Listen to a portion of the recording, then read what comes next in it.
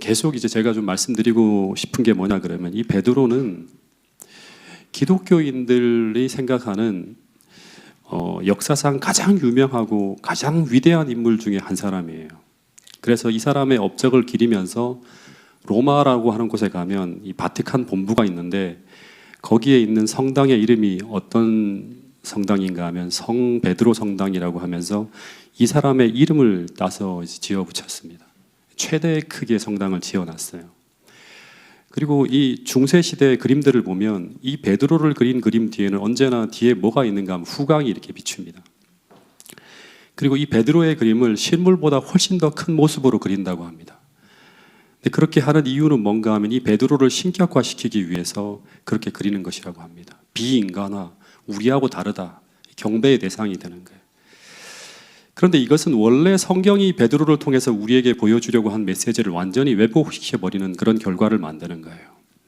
실제 제가 성경에서 이 베드로라고 하는 인물을 연구할 때마다 느끼는 게 뭔가 하면, 성경은 이 베드로라고 하는 인물을 어떻게 보여주려고 애쓰는가 하면, 이 베드로는 특별한 인물이 아니라 평범한 인물이고, 그 사람의 이야기를 읽으면서 나와 바로 대비시킬 수 있는 그런 허물 많고 인간적인 이웃집 형이나 동네 아저씨와 같은 인물이 바로 베드로라는 인물이라고 계속 성경은 이야기해주고 있습니다.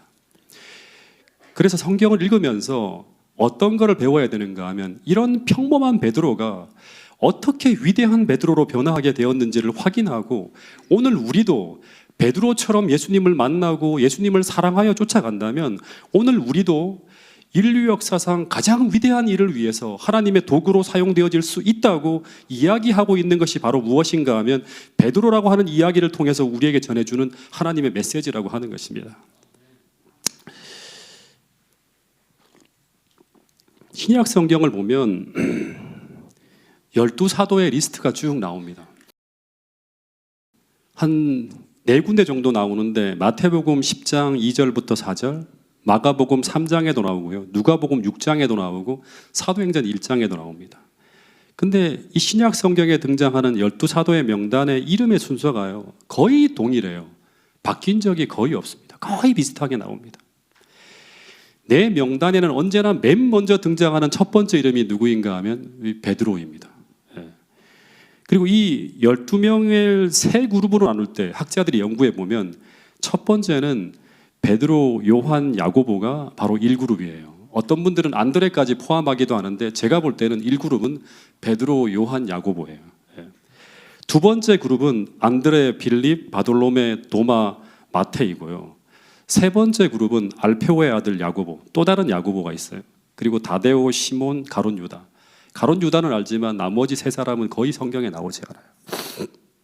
근데 이 세 그룹 중에 첫 번째 그룹의 구성원들이 베드로, 요한, 야고보인데, 이들은 신약 성경에 의미 있는 수많은 이야기 속에 등장합니다. 그리고 언제나 예수님 곁에는 이 세 명이 등장해요. 두 번째 그룹인 안드레, 빌립, 바돌로메, 도마, 마테는 그렇게 많은 기사는 남아있지 않지만 그러나 중요한 사람들이었을 것이고, 이제 그렇게 추정할 수 있고, 세 번째 그룹에 나오는 사람들의 기사는 중요한 일을 했을 것이지만 성경에 거의 등장하지 않습니다.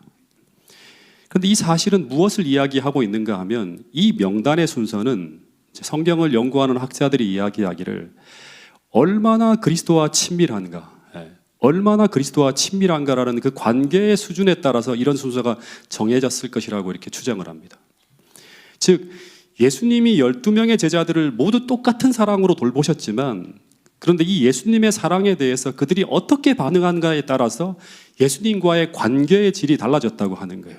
그러면서 세 그룹으로 제자들이 나누어졌을 것이라고 이렇게 이야기를 합니다.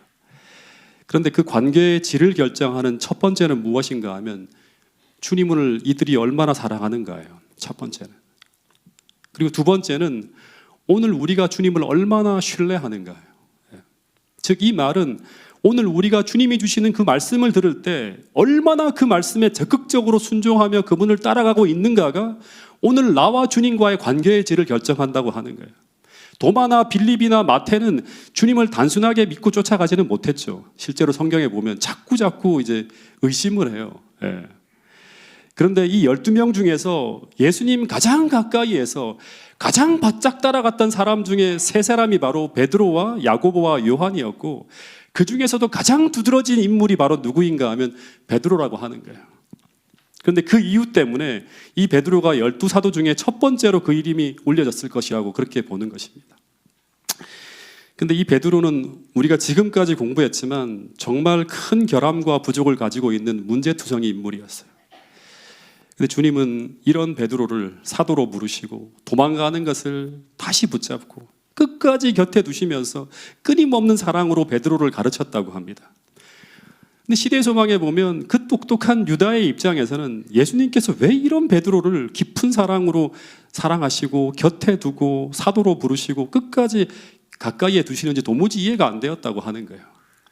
그런데 그렇게 하시는 이유는 베드로의 가능성 때문만이 아니라, 이런 문제투성이 베드로를 끝까지 붙드신 이유는 이 베드로가 변화되어서 나중에 사도행전 속에 나오는 그런 훌륭한 인물로 변화됨을 통해서 주님은 세상에 이런 메시지를 전하고 싶었을 거예요.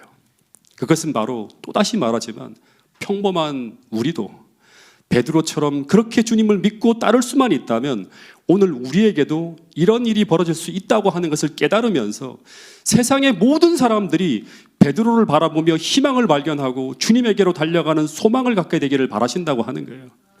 즉 복음이 평범한 우리에게 무엇을 할 수 있는지를 베드로를 통해서 보여주고 싶었다고 하는 것입니다. 여러분, 그래서 이제 오늘 네 번째 베드로와의 만남의 시간으로 들어가 볼 텐데요, 오늘 이 시간도 되게 중요한 메시지를 주님께서 던지고 계십니다. 오늘 다시 한번 베드로가 어떻게 주님을 만나고 어떻게 사도행전 속의 인물이 될 수 있었는지를 다시 한번 함께 공감하며 주님의 메시지를 함께 들을 수 있는 이 시간 낼 수 있기를 간절히 바라겠습니다.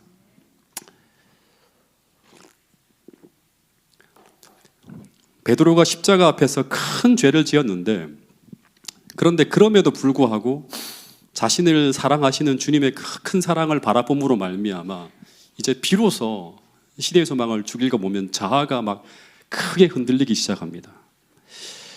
여러분, 그런데 어떻게 보면 이 자아가 무너지지 않으면요, 우리의 변화라고 하는 것은 대부분 겉만 바뀌는 거품과 같은 변화일 수 있어요.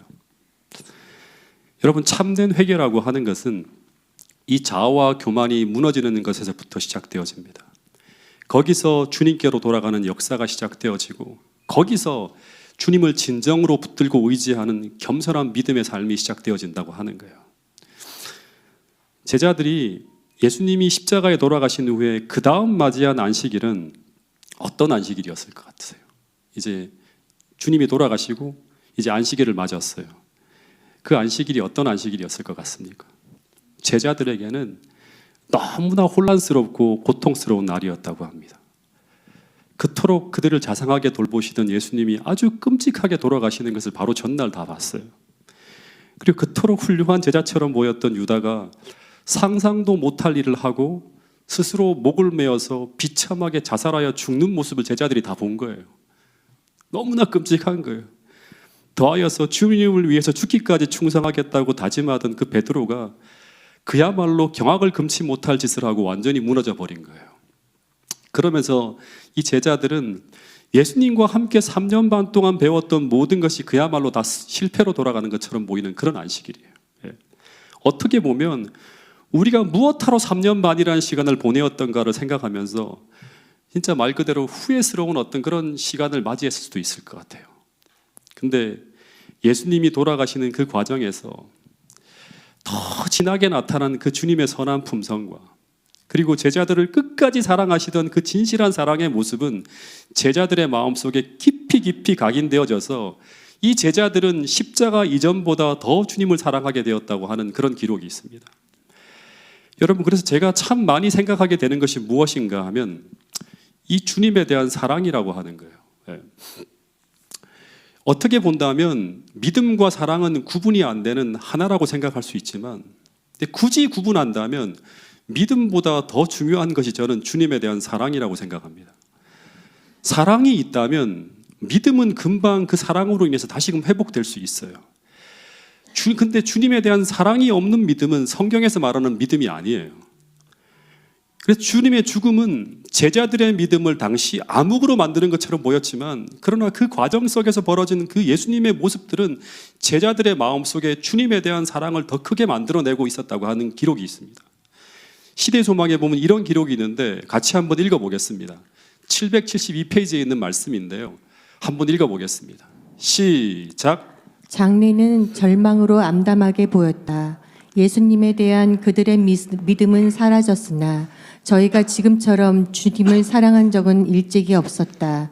저희가 그처럼 그분의 가치를 이해하고 그분의 임재하심의 필요를 느낀 때는 일찍이 없었다. 장례는 절망적으로 암담했지만, 그러나 저희가 지금처럼 주님을 사랑한 적은 일찍이 없었다고 합니다. 그러니까 막 주님에 대한 사랑이 막 불타오르고 있는 거예요. 근데 제자들의 마음에 불타오르고 있는 이 주님에 대한 깊은 사랑이 이 제자들을 이제 어디로 이끌어가는가 하면 제자들로 하여금 아주 깊고 깊은 회개로 이끌고 있었다고 하는 거예요. 이게 정말 중요한 거예요. 그러면서 이들은 아주 신실하고 순수한 그리스도인으로 변화되어져 가고 있었어요. 근데 이 회개라고 하는 과정에서 가장 아름답고 가장 극적인 결과를 보여준 인물이 누구인가 하면 베드로예요. 한번 상상해 보건대 그 안식일 마가 요한의 그 다락방 한 기퉁이에서 쭈그리고 앉아서 하루 종일 청승맞게 울고 있을 베드로를 상상해 볼 수 있어요. 아마 온종일 탄식하며 울었을 거예요, 베드로가. 폭도들이 주님을 치며 모독하는 그 모습이 계속 떠올랐을 것이고, 그리고 그분을 지켜드려야 하고 보호해드려야 될 자신이 그분을 가장 고통스럽게 모독하고 조롱한 사실을 생각할 때 베드로는 하루 종일 절망스럽게 막 죽고 싶고 막 그런 마음이 들었을 거예요. 여러분, 그런데 베드로는 겟세마네 동산에서 밤새워 울며 회개했어요. 근데 그 안식일 또 회개하는 거예요. 여러분, 진실하게 겟세마네 동산에서 밤새워 회개했는데, 근데 시대소망에 보면 이 베드로의 회개가 그날 하루로 끝나지 않았다는 사실을 우리는 주목해야 돼요. 베드로는 바로 그날의 죄책감을 털며 일어서지 못하고 예수님과 해변에서 다시 개인적으로 만나는 그 네 번째 만남의 순간까지 거의 일주일간 깊은 회개의 시간을 베드로가 보냈다고 하는 것입니다. 여러분, 근데 사도 바울의 경우도 마찬가지였어요. 그가 하나님의 백성을 박해한 후에 예수님을 다메섹 도상에서 만났을 때 그는 그날 회개하며 돌아서는 것이 아니라 몇 날을 식음을 전폐하면서 깊은 회개의 시간을 보내게 되었다고 하는 것이 사도행적에 분명히 나와 있습니다. 여러분, 이런 기록이 있습니다. 화의주석 5권 1151페이지에 있는 말씀인데요. 이것도 같이 한번 읽어보겠습니다. 시작. 베드로는 그가 창피를 당하던 그 고통스러운 장면을 결코 잊지 못하였다. 그는 그가 주님을 부인한 것을 잊지 않았다. 고통스럽게도 이 실수 많은 제자에게는 모든 것이 현실이었다. 죄에 대한 슬픔은 그가 주님을 부인한 것만큼이나 강렬한 것이었다. 이 죄에 대한 슬픔이 참 중요해요. 죄에 대한 슬픔은 그가 주님을 부인한 것만큼이나 강렬한 것이었다.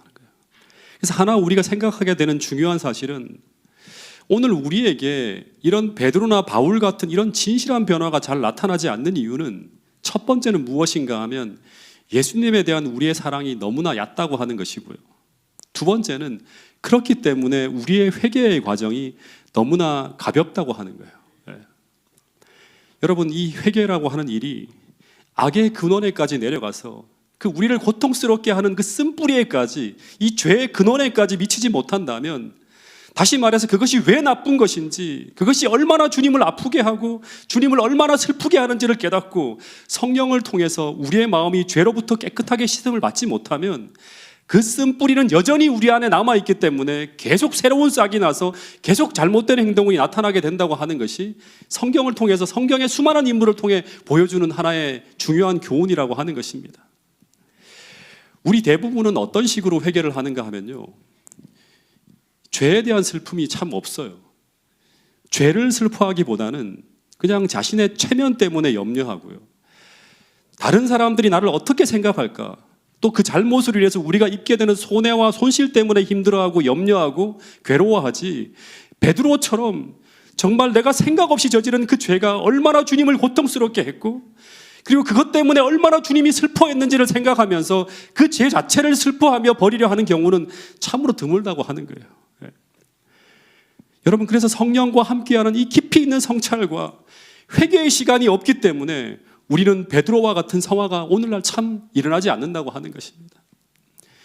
여러분, 그래서 제가 지난 시간 말씀드렸던 것처럼 자식을 때려 죽였으면서도 그것이 얼마나 하나님 앞에 큰 죄인지 알지 못하고 그가 목사이면서도 죄를 슬퍼하고 탄식하기보다 신학과 교수로서의 세상적 명성과 평판에 손상이 갈까 두려워서 시신을 숨기고 그 죄가 세상에 드러나지 않도록 방부제를 치고 방향제를 뿌리면서 그 죄를 숨기기에 급급한 그런 모습이 오늘날 그리스도인들이 회개라고 말하며 행하는 모습이라고 하는 것입니다. 여러분, 그런데 이것이 바로 가룟 유다를 멸망의 길로 이끌었던 모습이었다고 하는 것을 우리는 기억할 필요가 있습니다. 시대의 소망에 보면 유다는 끊임없이 그의 양심을 찌르는 자신의 죄를 보고 있으면서도 그는 그 죄를 슬퍼하며 버리려 하지 않고 늘 그 죄를 말과 종교적 행위로 감출 수만 있다면 늘 포장하고 감추기에만 급급하던 사람이 바로 유다였다고 하는 것입니다. 그러다 그 숨겨진 죄악이 끔찍하게 세상에 드러난 날이 바로 언제인가 하면 바로 십자가 앞이었다고 하는 것입니다. 여러분, 그래서 버려지고 청산되어지지 않은 채 우리 안에 남겨진 죄악들은 언젠가 드러날 때가 온다고 하는 사실을 꼭 기억할 수 있게 되기를 간절히 바라겠습니다. 여러분, 그래서 날마다 진실한 회개를 통해서 주님과의 관계가 정말 순수하고 진실한 관계로 날마다 회복하는 일이 매일매일 행해지는 일상의 삶이 되지 못한다면 언젠가 쌓여가는 그 죄악들이 나도 모르게 나를 지배하는 인생을 우리가 살게 될 수도 있다고 하는 사실을 우리 모두가 꼭 기억할 수 있게 되기를 간절히 바라겠습니다. 그래서 날마다 진지하고 진실한 회개의 시간을 갖는 것이 모든 것에 우선되어지는 가장 중요한 재림 준비라는 사실을 우리 모두가 기억할 수 있는 모든 성도들이 될 수 있기를 간절히 바라겠습니다. 그렇지 않으면 우리는 하나님과의 관계도 지식만 쌓여가는 피상적인 관계일 수밖에 없고 성도들과의 관계도 피상적일 수밖에 없습니다. 깊고 진실한 회개를 통해서 내가 주님께로 참되게 돌아가기 위해서 나의 발목을 잡고 있는 모든 죄악들을 내년이 아니라 올해가 가기 전 이 한 날 청산할 수 있는 모든 성도들이 될 수 있기를 간절히 바라겠습니다. 어쨌든 다시 돌아가서 이 베드로는 그 안식일을 일생일대 가장 아픈 안식일을 보내고 있었습니다. 근데 그는 진실하고 깊은 회개 속에 거듭나고 있었다고 하는 것입니다. 근데 이런 회개의 시간을 갖게 하기 위해서 때론 하나님은 이런 아픈 시간을 우리에게 허락하신다고 하는 거예요. 참 제 마음속에 감동이 된 한 말씀이 있는데 이런 말이 있다고 합니다. 아프지 않으면 드리지 못할 기도가 있고 아프지 않으면 듣지 못할 말씀이 있고 아프지 않으면 우러러보지 못할 주님의 얼굴에 있다고 하는 그런 말씀이 있어요. 여러분, 회개는 눈물을 흘리게 되는 아픈 과정이에요. 내가 저지른 죄는 분명히 주님을 아프게 하는 것입니다. 그래서 우리가 주님을 사랑하는 사람이라면 내가 저지른 잘못이 주님을 아프게 했다는 것을 알기 때문에 죄를 슬퍼하며 버리게 된다고 하는 거예요. 그래서 회개는 주님을 사랑하는 사람만이 할 수 있는 거예요.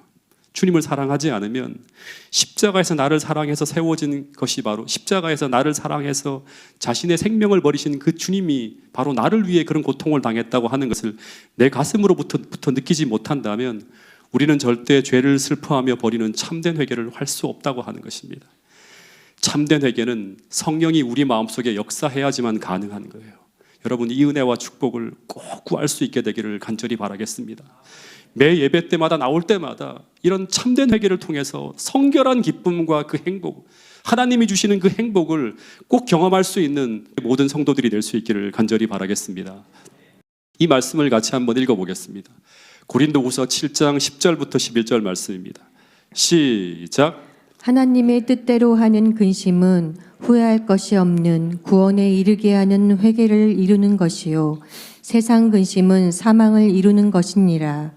보라, 하나님의 뜻대로 하게 된 이 근심이 너희로 얼마나 간절하게 하며 얼마나 변증하게 하며 얼마나 분하게 하며 얼마나 두렵게 하며 얼마나 사모하게 하며 얼마나 열심 있게 하며 얼마나 벌하게 하였는가.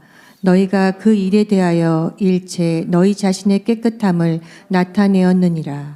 그러니까 여기 보면 하나님 뜻대로 하는 이 근심이 바로 회개래요. 그러니까 이 근심과 이 열심의 끝에 그들은 그 문제에 대한 깨끗함을 나타내는 변화를 이루게 하는 것이 바로 뭐다? 참된 회개라고 하는 거예요. 그 깨끗함이 이루어진다고 하는 거예요. 어쨌든 그 어두운 안식일이 지나가고 어둠의 끝을 알리는 여명이 터오고 있었습니다. 이 새벽을 탁 지나가는데 계속 제자들이 있는 그 다락방 안으로 여자들이 달려와서 예수님이 부활하셨고 그 부활하신 주님이 그 제자들에게 전하는 메시지가 있다고 하는 얘기를 계속 가져왔는데 그 이야기가 뭔가 하면 주님께서 제자들에게 여인들을 통해 전하는 메시지가 뭔가 하면 주님은 부활했고 그리고 주께서 살아생전 제자들과 약속한 갈릴리로 먼저 갈 테니 거기서 만나자고 하는 말씀이 전해지고 있었어요. 근데 이상하게도 제자들이 이 소식을 듣고 기뻐했을까요? 기뻐하지 않았을까요? 기뻐하지 않았다고 합니다. 네, 시대의 소망 793페이지, 794페이지 보면 그 이유는 뭔가 하면 자신들이 생각할 때 자신들이 주님께 행한 그 잘못이 너무나 크기 때문에 주님께서 더 이상 이전과 같이 자신들을 사랑하지 않을 것이라고 하는 확신이 있었어요. 그래서 주님이 부활하셨다고 하더라도 다른 사람들을 이제 앞으로 불러서 쓰지 그들을 다시 부르지 않을 거라고 하는 그런 생각을 하고 있는 거예요. 그 중에서도 제일 위축된 사람이 누구인가 하면 베드로입니다. 베드로는 절대 주님이 자신을 용서는 했지만 이전과 같은 위치로 자리를 부르지 않을 거라고 다 생각하고 있었어요. 그런데 이런 생각 속에 파묻혀 있는 제자들에게 또다시 천사들을 통해서 이 여인들을 통해 기별이 전해지는데 어떤 내용이 전해졌는가 하면 참 이 말씀은 감동적이에요. 마가복음 16장 7절을 보면 이런 말씀이 있어요. 이 말씀도 같이 한번 읽어보겠습니다. 시작. 가서 그의 제자들과 베드로에게 이르기를 예수께서 너희보다 먼저 갈릴리로 가시나니 전에 너희에게 말씀하신 대로 너희가 거기서 배우리라 하라 하는지라. 여기 보면 주님은 지금 그의 제자들뿐 아니라 베드로까지 갈릴리로 부르신다고 하는 이야기가 나옵니다. 그래서 만약 주님이 그냥 너희는 가서 그의 제자들에게 이르시기라는 메시지를 보냈다고 하면 베드로는 이 제자들 속에 자기가 포함되지 않았을 것이라고 생각했을 거라고 합니다. 근데 주님은 베드로가 지금 아주 낙심하고 있을 것을 아시고 너희는 가서 이 여인들에게 말하는 거예요. 그의 제자들뿐 아니라 누구까지도 꼭 베드로에게까지도 다시 부르신다고 하는 것을 말해주라고 하는 그런 기별을 전하셨다고 하는 거예요. 시대의 소망에 보면 천사들은 그의 제자들과 베드로에게 이르라고 말하였다. 그리스도께서 돌아가신 후에 베드로는 양심의 가책으로 위축되어 있었다. 어떤 제자들보다도 베드로는 가장 심한 고통을 겪었다. 그런데 특별히 주님은 그의 이름을 들어가며 말했다. 참 감동적이죠. 모든 제자들이 다 주님을 버렸으나 그분을 만나기 위하여 가라는 부르심에는 또다시 저희 모두가 포함되었다. 예수께서는 그들을 버리지 않으셨다는 말씀이에요. 여러분, 우리가 넘어지고 쓰러져도 우리를 향한 주님의 사랑은 식지 않습니다. 주님은 쓰러지고 넘어져 있는 우리를 베드로를 부르신 것처럼 또다시 사랑으로 부르시고 있다고 하는 사실을 이 말씀을 통해서 다시 한번 기억할 수 있게 되기를 간절히 바라겠습니다. 그리고 그 사랑의 음성을 내일이 아니라 지금 들으시고 우리 모두가 용기 있게 일어서서 주님 앞으로 힘차게 나갈 수 있는 모든 성도들이 될 수 있기를 간절히 바라겠습니다. 우여곡절 끝에 이제 6월절이 탁 지나간 후에 제자들이 주님께서 지시한 대로 3번의 막 부름을 받아서 어디로 가는가 하면 갈릴리로 갑니다. 근데 갈릴리 바닷가에 도착한 그날에 제자들은 갈릴리로 가면 분명히 예수님께서 그들을 기다리고 있을 것이라고 생각했는데 근데 예수님이 눈에 보이지 않는 거예요. 도착했는데 주님이 없는 거예요. 제자들이 또 어떤 생각을 하게 될까요? 또다시 과거의 죄가 생각난다고 하는 거예요. 그러자 또다시 그들은 자신의 잘못으로 인해서 주님께서 그들을 버리셨을 것이라는 생각으로 또 돌아갑니다. 여러분, 그러니까 잠시만 주님이 안 보이면 동시에 나타나는 것이 무엇인가 하면 죄책감이에요. 과거에 내가 이런 잘못을 했기 때문에 주님께서 오늘 나에게 이런 벌을 하시는구나 하는 생각을 하는 거예요. 여러분, 그래서 죄책감을 방치하면 그 죄책감으로 인해서 더 이상 주님을 우리가 붙들지 못하도록 우리가 그렇게 만들어지게 되고, 그러면 찾아오는 것이 무엇인가 하면 염려와 불안이라고 하는 거예요. 이 염려와 불안이 우리를 지배하게 됩니다. 이 염려와 불안은 불신입니다. 그러면 동시에 또 어떤 일이 벌어지는가 하면 우리의 생각이 그때부터는 믿음이 아니라 행함으로 돌아가게 만들어요. 항상 염려와 불안은 우리를 믿음으로 살게 하는 것이 아니라 행함으로 살게 한다고 하는 거예요. 아브라함도 이 염려와 불안으로 인해서 하갈을 통해 이스마엘을 낳았고, 야곱도 이 염려와 불안으로 인해 장자권을 속에서 취하는 거예요. 염려와 불안은 항상 우리로 하여금 믿음이 아니라 행함으로 살게 한다고 하는 것입니다. 그래서 이 시대의 소망에 보면 이 제자들도 그 염려와 불안으로 인해서 지금 그들이 이 갈릴리 해변으로 온 목적을 잃어버리는 거예요. 그들이 이곳에 온 목적은 고기를 잡으면서 스스로 먹을 것과 입을 것을 구하기 위해 온 것이 아니라 그들은 다시금 주님의 부르심에 응답하여 온 거예요. 그래서 그곳에서 그들이 해야 될 제일 중요한 일은 뭔가 하면 먼저는 주님을 찾고 만나는 거예요. 그런데 이 배고픔과 생활의 염려가 그들을 부르신 그 부르심의 목적을 잊게 만들었다고 하는 것입니다. 그래서 또다시 베드로가 앞장서서 어떻게 하는가 하면 우리 먹을 것이 없으니까 배를 타고 나가서 하루만 일하면 내일 먹을 것을 준비할 수 있게 될 것이라고 하면서 제자들을 같이 이제 동참시켜서 바다로 나가게 됩니다. 그런데 놀라운 것은 밤새 고기를 잡는데 또다시 한 마리도 잡지 못하는 이상한 현상이 벌어지게 되는 거예요. 그러니까 1년에 한 번도 평생에 한 번 있을까 말까 하는 일이 예수님을 따르는 가운데서 2번 벌어지는 거예요. 예. 다시 말해서 그들은 스스로의 행함과 노력으로 해결하려고 했던 그 염려와 근심을 그들은 해결하지 못하고 더 큰 절망과 좌절을 경험하고 있었어요. 여러분, 우리는 절대 스스로의 행함과 노력으로 우리의 염려를 해결할 수 없다고 하는 것이 성경에서 우리에게 들려주는 아주 중요한 교훈입니다. 우리 마음의 불안과 염려는 우리가 믿음으로 주님께 다시금 돌아갈 때, 그래서 먼저 그의 나라와 그의 의를 구하면서 우리 생활의 염려를 다 주님께 맡길 때, 그때 우리 마음에 찾아오는 것이 바로 하늘의 평안이라고 하는 것을 꼭 기억할 수 있게 되기를 간절히 바라겠습니다. 어쨌든 밤새 주님을 떠나서 막 이렇게 뭔가를 찾아가는데 하나도 해결됨 없이 그들의 마음을 가득 채운 것은 절망이었다고 하는 것입니다. 근데 또 하나 참 재미있는 구절이 시대 소망에 있었는데 그게 무엇인가 하면 그 모든 시간 동안 제자들이 바다에서 막 배를 타고 고기잡이를 하는 시간 동안 한순간도 놓치지 않고 외로이 바닷가에 서서 그들을 지켜보는 한 목격자가 있었다고 시대의 소망에 적혀 있습니다. 자, 요한복음 21장 4절 말씀도 한번 같이 읽어볼까요? 시작. 날이 새어갈 때 예수께서 바닷가에 서셨으나 제자들이 예수이신 줄 알지 못하는지라. 예, 그러니까 밤새 그들이 있어야 할 위치를 떠나서 주님이 없는 것을 막 뒤지면서 생존을 모색하고 있는 동안에도 그들이 그분을 찾고 있지 않을지라도 예수님은 한순간도 눈을 떼지 않고 그들을 바라보면서 그들과 약속한 바로 그 장소에서 그들을 기다리고 있었다고 하는 거예요. 여러분, 오늘도 주님은 주님을 떠나 방황하고 있는 우리를 항상 그 자리에서 약속하신 그 언약의 자리에서 기다리고 있다고 하는 사실을 기억할 수 있게 되기를 간절히 바라겠습니다. 어떻게 기다리고 있는가 하면 아침까지 제자들이 한 마리의 물고기도 잡지 못하고 빈배로 돌아오고 있었는데 근데 그때 먼 곳에서 한 낯선 남자처럼 보이는 한 분이 제자들을 향해서 이런 말을 합니다. 얘들아, 너희에게 고기가 있느냐라고 물어요. 근데 제자들이 이 낯선 사람이 주님인지 모르고 없어요 라고 대답을 했을 때 그때 이 낯선 사람이 갑자기 뭐라고 하는가 하면 그물을 배 오른편에 한번 던져보라고, 그러면 물고기를 많이 잡을 수 있을 것이라고 하는 이야기를 해요. 그래서 그 말을 듣고 오른쪽에 던졌더니 고기가 많아서 그물을 들 수 없을 만큼 많이 잡힙니다. 이 장면은 과거에도 한번 있었던 장면이죠. 그러면서 제일 먼저 요한이 이분이 예수님임을 알아봐요.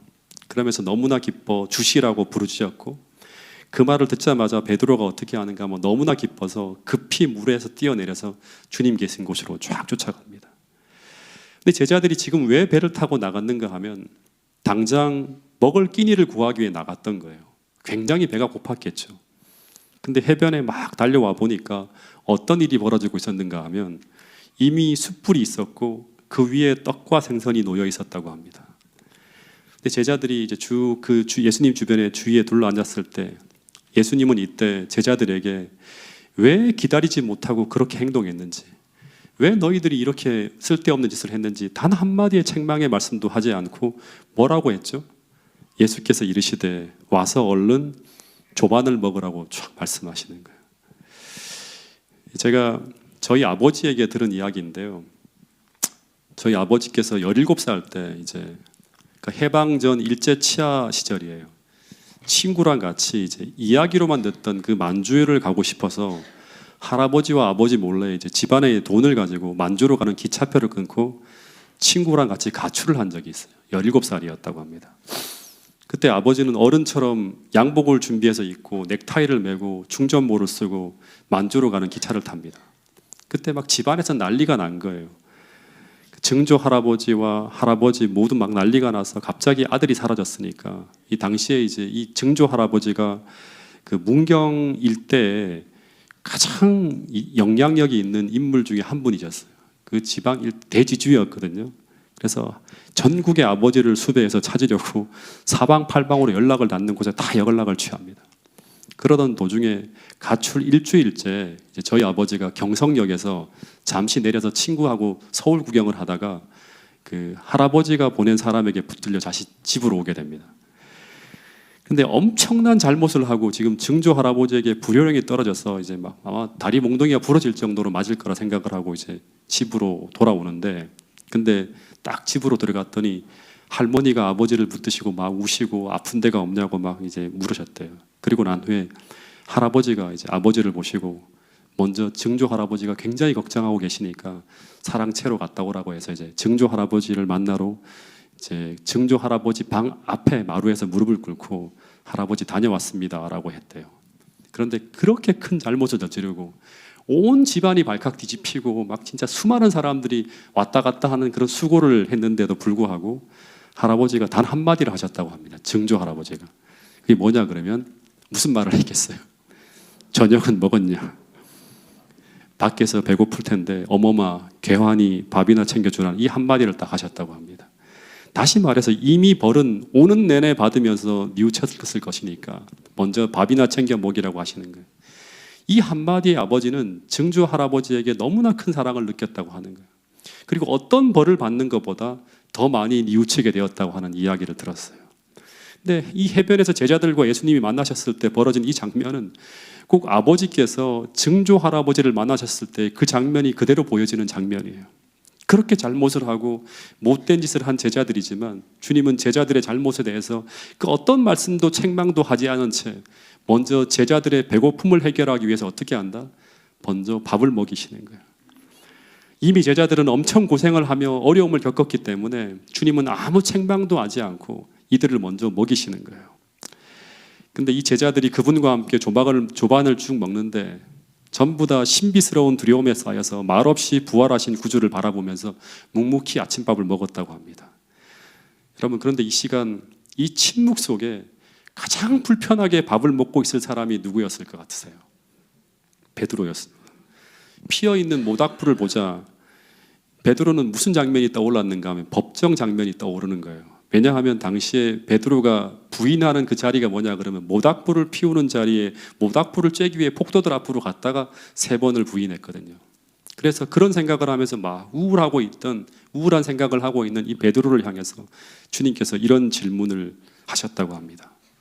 이게 바로 뭔가 하면 요한의 아들 시몬아, 그러시면서 하시는 말씀이 내가 이 사람들보다 나를 더 사랑하느냐 하고 물으셨대요.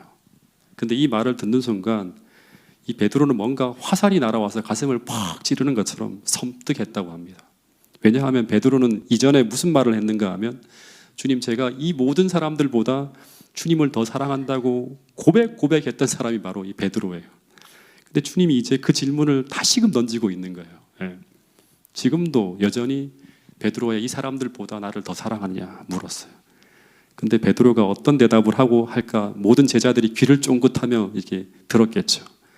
근데 베드로가 어떤 말을 하는가 하면 예 주님, 제가 주님을 사랑하는 줄 주께서 아시나이다 라고 말하는 거예요. 주님이 너 나 사랑하지 않아 이런 말을 하는 게 아니라 뭐라고 하는가 하면 그러면 그 사랑하는 증거로 어떻게 알아? 내 양을 먹이라고 말을 해요. 그래서 다시 이제 밥을 딱 뜨려고 하는데 생선을 잡아서 먹으려고 하는 주님이 또다시 묻는 거예요. 뭐라고 묻는가 하면 두 번째로 또 묻는 질문이 뭐냐 그러면 요한의 아들 시몬아 내가 나를 사랑하느냐 또다시 질문하는데 근데 이번에는 베드로에게 너가 다른 제자들보다 나를 더 사랑하는지를 묻지 않고 그냥 베드로야 너가 지금 현재 너가 나를 사랑하는지를 물었어요. 근데 이 두 번째 질문에 대한 대답도 동일하게 주여 그러하외다. 내가 주를 사랑하는 줄 주께서 아시나이다라고 하면서 과장된 표현, 과장된 보증이 전혀 들어있지 있지 않은 아주 겸손한 대답이 들려왔다고 합니다. 이전에 베드로와 다른 거예요. 그렇죠? 예수님이 또다시 두 번째 네가 나를 사랑한다면 내 양을 치라고 말씀하고 난 다음에 베드로가 다시 이제는 막 두 번 얘기를 들으니까 밥 먹는 것도 잊은 채 고개를 푹 숙이고 있는데 예수님께서 세 번째 또다시 물어요. 뭐라고 묻는가 하면 요한의 아들 시몬아 내가 나를 사랑하느냐라고 시험하는 질문을 하셨다고 합니다. 근데 이 세 번째 질문을 받았을 때 베드로가 어떻게 했다? 근심했다고 하는 거예요. 그러면서 베드로가 또다시 뭐라고 하는가 하면 주여 모든 것을 아시오매 내가 주를 사랑하는 줄 주께서 아시나이다 라고 대답을 했다고 합니다. 그러자 예수님께서 또다시 반복적으로 말씀하시는 게 뭔가 하면 너가 나를 사랑한다면 내 양을 돌보라는 말씀을 하셨다고 합니다. 여러분 먼저 이 이야기를 통해서 계속 주님께서 오늘 우리에게 강조하는 것 중에 하나는 뭔가 하면 우리가 정말 진심으로 회개했다면 그 회개의 결과는 주님과의 관계를 회복하는 것이고 그 관계 회복의 결과는 뭔가 하면 주님을 사랑하는 거예요. 네. 다시 말하면 너가 정말 진심으로 회개했는지를 확인하는 주님의 질문은 세 번씩이나 반복적으로 하는 게 뭔가 하면 내가 나를 사랑하느냐라는 질문을 하고 있다고 하는 거예요. 네. 오늘 여러분 깊이 우리 스스로에게 한번 던져보아야 돼요. 나는 정말 주님을 사랑하고 있는가? 근데 또 하나 오늘 우리가 정말 주님을 사랑하고 있다고 하는 그 증거는 무엇인가 하면 이웃을 사랑하며 섬기는 거라고 하는 거예요. 즉 그것은 영혼을 사랑하는 마음을 가지고 영혼을 구원하고 영혼을 돌보는 일을 하고 있는 것이 바로 뭔가 하면 오늘 우리가 주님을 사랑하고 있다고 하는 증거라고 하는 것입니다. 그래서 오늘 모든 성도들이 정말 거듭난 사람, 주님을 사랑하는 공동체로 거듭났다면 우리는 반드시 그 사랑에 반응하는 선교적 교회로 변화하게 될 것이라고 하는 것이 오늘 요한복음 21장을 통해서 우리에게 던져주는 중요한 교훈이라고 하는 사실을 잊지 않게 되기를 간절히 바라겠습니다. 한 가지만 더 살펴보면 예수님이 베드로에게 너가 나를 사랑하느냐 할 때 그 사랑이라는 단어가 한글 성경으로 옮길 때는 한 단어만 사용했어요. 사랑이라고 하는 단어로. 근데 이 성경을 쓴 요한은 헬라어로 한 단어만 사용하지 않았다고 하는 거예요. 신약 성경에 쓰여진 헬라어로 사랑이라고 하는 단어에는 여러 가지 단어가 있어요. 아가페, 필리아, 에로스라고 하는 단어가 있는데 전부 다 한국말로 번역되어질 때는 사랑이라는 단어로 번역되어지는데 그 의미가 다르다고 하는 거예요. 필리아라고 하는 단어는 상대가 변할 때 변화될 수 있는 사랑, 인간적인 사랑이에요. 근데 아가페라고 하는 단어는 하나님께로부터 오는 신적인 사랑으로 인간적으로 좋아하는 감정에 반하는 감정이 나타난다 하더라도 변하지 않는 사랑이 바로 아가페예요. 근데 성경을 보면 이 예수님의 첫 질문은 뭔가 하면 베드로야 너가 나를 아가페로 사랑하느냐고 물었어요. 그러니까 이 말은 뭐예요? 내가 너를 사랑한 것처럼 그렇게 너는 나를 사랑하느냐고 물어요. 근데 베드로의 대답이 뭔가 하면 아가페가 아닌 필리아로 주님을 사랑합니다라고 대답을 했다고 하는 거예요. 전혀 다른 의미죠. 예. 즉 베드로는 저는 주님을 필리아로밖에 인간적으로밖에 사랑할 수 없습니다라고 답변을 한 거예요. 주님이 또 물어요. 두 번째 질문도 뭔가 하면 너가 나를 아가페로 사랑하느냐 물어요. 내가 너를 사랑한 것처럼 내가 너를 그렇게 사랑한 것처럼 그렇게 나를 사랑하느냐고 묻는 거예요. 그랬더니 베드로의 대답이 뭐예요? 내가 필리아로밖에 사랑할 수 없습니다라고 똑같은 그런 대답을 하는 거예요. 근데 세 번째 질문은 뭔가 하면 예수님이 단어가 바뀌어요. 세 번째로 물으실 때는 베드로야 내가 나를 필리아로 사랑하느냐고 물었다고 하는 거예요. 이 말을 들었을 때 베드로가 어떻게 한다? 근심하는 거예요. 이 말은 주님은 나의 사랑의 한계를 아시는구나 하면서 베드로는 그럼에도 불구하고 베드로의 세 번째 대답도 뭐예요? 아가페가 아니에요. 필리아로 대답할 수밖에 없음을 주님이 아십니다라고 이야기를 한 거예요. 다시 말해서 이 고백은 아무리 내가 자신만만하게 대답한다 하더라도 자신은 아가페로 사랑할 수 있는 능력이 없음을 주님 앞에 고백하는 거예요. 여러분, 이것이 바로 자아가 부서지고 깨어진 사람, 즉 이 고백은 드디어 베드로가 자신의 능력이 아니라 하나님의 은혜를 겸손하게 붙들고 믿음으로 살아가려고 하는 사람으로 변화되었다고 하는 것을 증명하는 고백인 거예요. 예. 그래서 이 고백을 듣고 난 다음에 주님이 어떻게 하는가 하면 베드로에게 제자들을 다 제껴놓고 나와 단둘이 걷자고 한 후에 그에게 이런 말을 해요. 너는 이제 젊은 날은 복음을 전하며 살 거야. 하지만 나이가 들어서는 나처럼 어떻게 된다? 팔을 벌리고 십자가에 달려 순교하게 되는 일을 당하게 될 것이라고 하는 말씀을 하셨다고 합니다. 그러면서 주님이 뭐라고 하는가 하면 그럴지라도 너가 정말 나를 사랑한다면 나를 따르라고 하는 그런 말씀을 하셔요. 왜냐하면 너가 정말 나를 사랑한다면 너는 이 땅이 아니라 나와 함께 영원히 살 그 하늘집, 그 하늘 도성을 소망하며 이 땅에서의 삶을 살아갈 것이 분명하기 때문이라고 하는 것입니다. 그런데 베드로는 그 주님을 향한 사랑의 고백을 이제는 말이 아니라 평생의 신실한 삶을 통해 고백하며 살아갔다고 하는 것입니다. 그러다 그 사역의 끝에 베드로는 햇빛이 차단된 로마의 그 메이틴 지하 감옥에서 9개월간 갇혀 지내다가 그러다가 기원 후 67년에 십자가에 매달려 죽게 됩니다. 그런데 그 십자가에 거꾸려 매달려 죽어갈 때 그때 베드로는 무엇을 생각했을까요? 아마 그의 평생 그의 마음에서 떠나지 않는 그 질문, 그 해변에서 주님께서 그에게 말씀하신 그 질문을 그때도 떠올렸을 거예요. 그것은 바로 베드로야, 너가 나를 아가페로 사랑하느냐라는 그 주님의 질문이었어요. 내가 너를 사랑한 것처럼 그렇게 나를 사랑할 수 있냐고 묻는 거예요. 그 질문에 베드로는 이제 수많은 말이 아니라 그의 생명을 바치며 이렇게 대답했을 겁니다. 주님, 제가 주님을 사랑하는 줄을 이제는 주께서 아실 것이라고. 그러면서 그는 예수님과 함께 영원히 살 그 거룩한 도성을 감격스럽게 바라보며 평안하게 눈을 감았을 것이라고 하는 것입니다. 여러분, 주님은 오늘 베드로에게 물으신 것처럼 오늘 우리에게도 묻고 있어요. 너는 나를 사랑하느냐? 내가 너희를 사랑한 것처럼 그렇게 사랑하는지를 묻고 있어요. 즉 그 사랑 때문에 지금 이 길을 걷고 있는 사람이 바로 너인가? 라고 묻고 있는 거예요. 그렇다면 그 사랑이 우리 안에 존재하는 실제하는 사랑이라면 오늘 우리는 이 땅이 아니라 주님과 함께 살게 될 그곳, 그 거룩한 성에서의 영원한 삶을 꿈꾸며 오늘 이 땅에서의 삶을 신실하게 살아가게 될 것이라고 주님은 말씀하고 있는 것입니다. 그것은 바로 그 어떤 고난과 어려움과 역경이 찾아온다 하더라도 주님 계신 그 거룩한 도성을 바라보면서 베드로처럼 오늘 우리에게 맡겨진 그 사명, 날마다 죽어가는 영혼들을 구하기 위해, 죽어가는 영혼들을 섬기기 위해 자신의 삶을 다 바치는 인생을 살아가게 될 것이라고 하는 것입니다. 사도들이 그 부름을 받아서 유대와 사마리아와 땅끝까지 복음을 전하는 일에 자신의 삶을 다 바친 것처럼 오늘 우리도 주께서 우리에게 맡기신 그 사명인 영원한 복음을 증거하는 일에 우리 삶을 다 바치는 삶을 살아가게 될 것이라고 말하고 있는 것입니다. 왜냐하면 오늘 우리에게도 사도들처럼 그 하늘 도성이 하나의 상상의 산물이 아니라 실제하는 것이고, 그래서 오늘 이 현실 속에서도 그 성을 바라보며 오늘을 살아가는 사람들이 될 것이기 때문이라고 하는 것입니다. 여러분, 베드로는 베드로후서 3장에서 오늘 자신의 길을 뒤쫓아 걸어가는 믿음의 후배들에게 이런 이야기로 편지를 마치고 있습니다. 이 말씀을 같이 한번 읽어보겠습니다. 베드로후서 3장 8절부터 14절 말씀입니다. 시작.